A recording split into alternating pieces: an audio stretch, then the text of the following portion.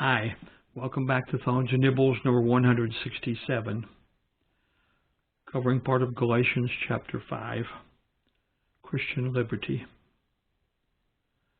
This comes from Galatians chapter 5, verses 1 through 6.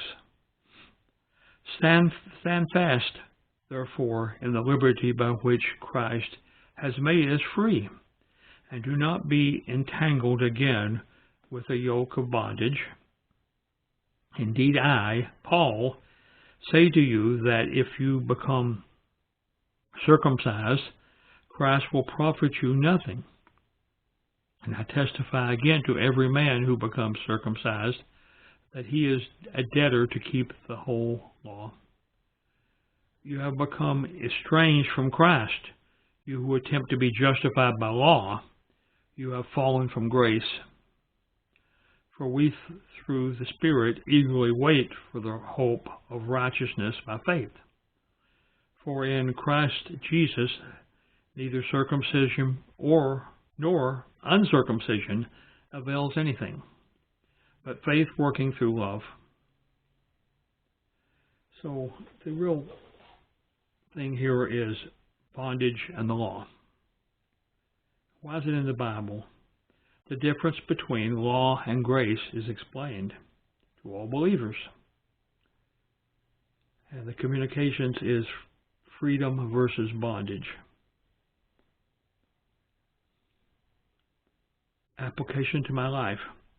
We should gratefully accept the liberty we are given by our salvation.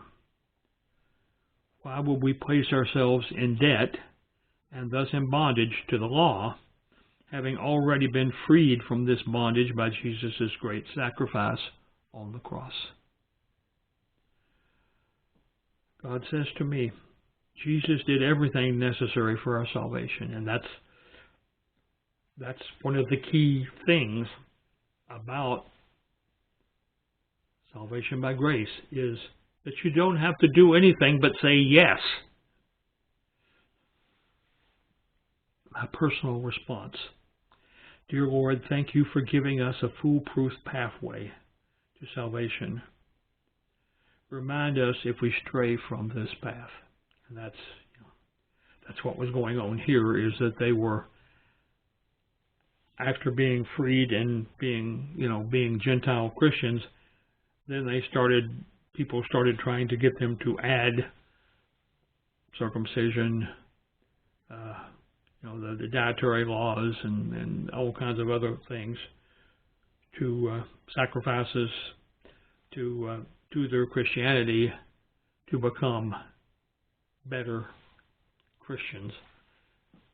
And of course, the fact is that they were not better Jews because of that. The Jews were not better Christians because they were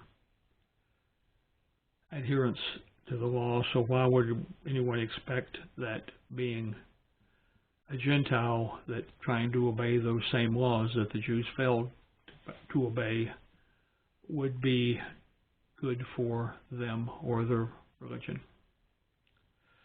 So we'll talk to you next.